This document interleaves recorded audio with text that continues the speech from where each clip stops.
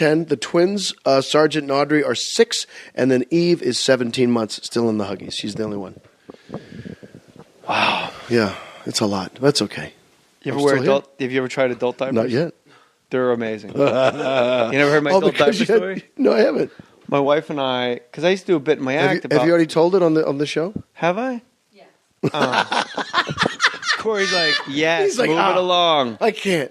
Basically, they're next when you buy diapers, they're right there next to the diaper. And you always look at them and you go, that's not a bad idea. That's a future. I would get so much more work done.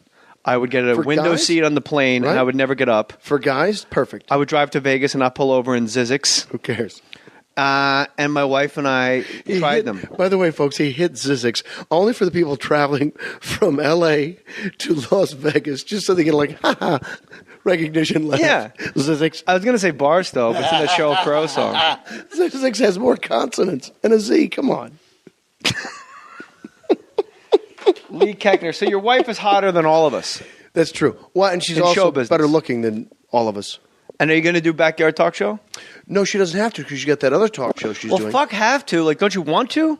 No, because she's doing it actually out of our home. It's called the Everyday Family Room. So that's not as fun to me. I understand. She pitched it to them. They said, no, we want the family room because it's the website. Corey and I, this is Corey over here. This is the young lady, yes. We got Andrew on the Wheels of Steel over here. Mm-hmm. Mabel's in the house. It's a big crew. Big crew for David. That's a different kind of dog. That is a Yorkie. That's a Yorkie. Not a Morkie baloney stuff. Mork from work. That's a real Yorkie. I'm not going to hold the dog. She's a real deal. Andrew is presenting the dog to me. No, and so all my dogs are one-hand dogs. You can just hand them over with one hand. We pitched a show to Lifetime. Our buddy KP Anderson, who you know, I think, maybe through mutual friends. Anyway, he wrote a great show called Never the Bride. And we were ready to go. Maybe Jamie Presley, maybe Jenny McCarthy. We'll figure it out. We packaged it with the companies and stuff. And it's a wedding planner who, on her wedding day, the show starts. She's at the altar, and they're waiting for the groom to show up. He was going to skydive into the wedding. Chute doesn't open. He lands. He's dead. Credits. And then the show starts, and she's a wedding planner. She can't get any of her relationships right, so she dedicates her life to taking care of the crazy people. Perfect. So this was going to be for Lifetime or for... We pitch it to Lifetime, but they don't know. They're like our 14th choice. Okay, right. It's like ABC, CBS, NBC. Like, hey, you know what? Let's go to Showtime. Let's go to... All right, you know what? Fuck it. Let's go to Lifetime. Right. What do we have to lose? Right. And then we'll go to the TV Guide channel back in the day when there's only that top third. Scroll, yeah. And that was a ballsy move by the TV Guide channel because they showed you everything you could be watching instead underneath the actual program. Yeah. It's like two people talking, and they're like right at their feet. Their coverage of what's coming up on another channel. Yeah, all the channels. So we pitch to Lifetime, and we pitch, and like I can sell snow to an Eskimo. I'm pretty good pitching. I'm pretty good in the room. I'm sure. And they told us, well, let's think about it. And you go, all right. And you just had that feeling when you leave, like you have no idea. Right. And they called. It was pretty quick, right?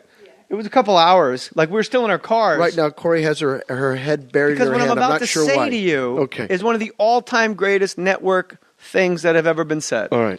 We really love the pitch. We really like you guys. But the show seems a little too Lifetime for us. Oh? It's a little too Lifetime for us. It's fucking Lifetime. It's too much like an hour. Do you pitch shows? Do you go in there? And I've never heard anything remotely like that. That makes no sense. This is, you know what? That's too much like our audience would like. Look, we have Antonio Sabato Jr. as a male madam. And that's shooting up in Canada right now. But what you're doing makes too much sense. Too much sense. We fear that our viewers might fall in love with this idea, and then we'd have to produce it. So Tori Spelling. We'd rather struggle. We're redoing Tori Spelling, Mother May I Sleep with Danger. And Marky Post is going to play an alcoholic who lights her bed on fire and kills all of her kids and then gets her act together and dances to save the rec center. But this idea you have with characters... Now, I don't know if that's a joke pitch, but I want that show. Marky Post? Well, it says Marky Post in it. It's good as gold. Who dances to get her after her kids die? Well, I just thought of Breaking'. I merged the two. What shows have you? Isn't it weird? Like anytime you pitch a show, you go in because you know you are hitting a grand slam walk up upper deck shot, and then they just go, No, we moved the fences back. That's an out. And you're like, what? I'm only here because it's good. Actually, moved the fences in, and that was way too far out. You hit it way over the fence. What do you mean? That's hysterical. Well, you know, like in San Francisco when it goes into the bay. Yeah. Yeah, that's like that. Yeah. And we don't want the people in the dinghies. What are you talking about? They're going to kayak too far for that ball. That's way more a better I feel representation. like there might be too much enthusiasm for what you just pitched. So anyway, this show never got made. Let's do Lifetime for us. Oh, and speaking of which, by the way, I don't know when you did the Two Dogs for Christmas show. We watched last year. Oh, my wife and I were the voices of the dogs? Yes. So much fun. Yes. I loved it so every second because we watched all those. I forget what it's called. I don't remember either, but Two Dogs. The dog owners. The dog owners meet because of the dogs. Christmas Tale. Jenny Garth falls in love with a stranger, and their dogs are polar opposites. One's a poodle. One's a standard poodle who's very snooty and Rudy Toot, and one's a lab who just wants, I hung on every word the dog said because all I could think about is like, what was Jay doing in the booth? What's he thinking? What's his preparation like? You want me to tell you what I was thinking? It was in the booth all in one every day. take? This is the windiest show I've ever witnessed with my eyes. Every shot, the dogs, especially the poodle, it was like when old ABA photos, when the afro is rocking mid-dunk and it just goes all the way back and you see like the poodle, the big white poodle's hair, it almost like it was a comb over because the wind, like they must have shot this like in Santa Clarita Golf Course in like November. Well, I thought it was Canada, wasn't it?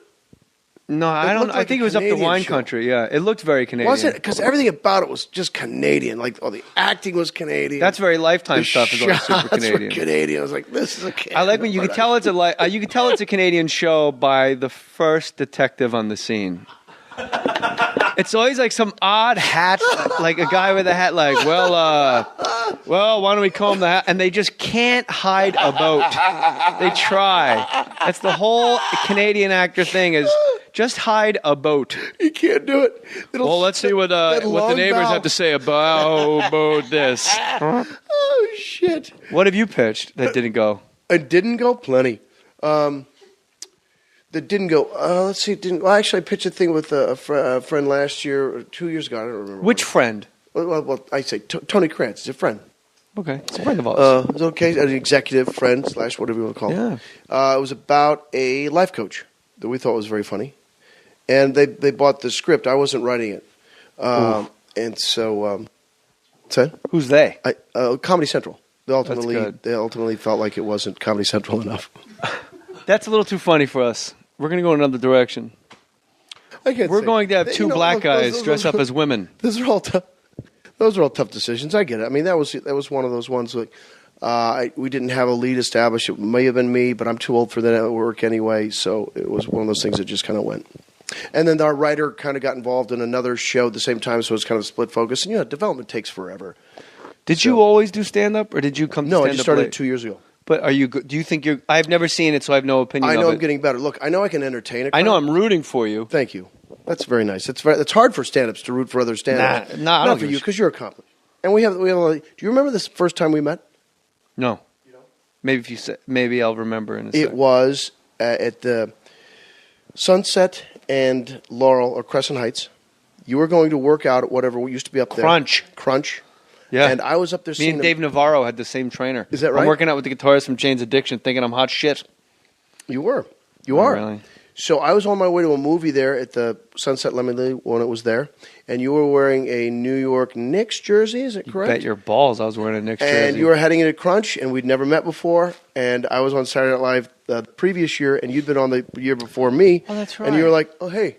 As that recognition thing, like, hey, I know you because you know me. And we were hey, both in Nam. We both, went through that thing together. Mekong Delta, no kidding. 67, 67, 68. We both got one tour when we wanted 5. How come you were only on for 1 year? I said no to a few things, and it was the first year that Don Ohlmeyer had some power because first year of Mad TV, so Lauren was going to keep me. This is the year after 95, I left. 96. You came in with Will Ferrell, Yes. Get Off the Shed. You were the neighbor. Yes. Me, Will, And Daryl Hammond. Yeah. That sketch, by the way, that was the first sketch the first year after I decided, because they keep asking me to extend, and I said, I don't want to go to work for people that can't make up their minds if they want me. Right. And I'm like, you know what? Fuck it. I'm moving on with my life. Oh, so it's your decision. That's nice. Yes. Oh, good. It was my decision to not extend. They could have maybe in the long run said, we're going, we got Finesse Mitchell, who's very funny and a friend of the podcast. So I was like, you know what? Screw it. And I remember Lauren telling us, and if anybody's unhappy, there's the door to being the third lead on a sitcom right there. And I remember when he said it I was going, I could be the third lead on a sitcom right now just because I'm here? That's 3 times the money what I'm making. Yeah, like what am I doing here? Right. And everyone else is looking around like they're getting like a talking to, and like they got taken to the woodshed by Lauren, and I was like, "Fuck, thanks for that nugget, bro." Right on, dude. It's one of those situations where you're like, "What's the downside?" Yeah, like it never dawned on you until somebody says it to you in a completely different way. My friend Marty, you would love Marty, old hippie, lives in upstate New York, and him and his buddies in Queens or Long Island, I think, went to go see Bobo Brazil, the old wrestler. Oh, wow. At like the Coliseum, I don't know, some shithole in Long Island, right? And they wait in line, and they're like 12, 13, and they're uber nerds. Yeah. Like before World of Warcraft. Like this, the only way you could show your geek status was to wait in line for fucking Bobo Brazil to show up to the Nassau Coliseum, right? Right. He shows up, pink Cadillac, 2 white women on each arm, and he's an enormous guy, like Sonny Liston large.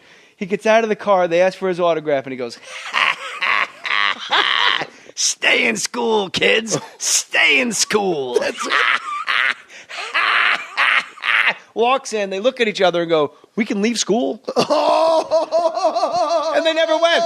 What? They were like, we had no idea we could not go to school until Bobo Brazil went, "Stay in school, kids." Oh, no, so then they didn't. And they were like, wow, I don't know. We can leave school?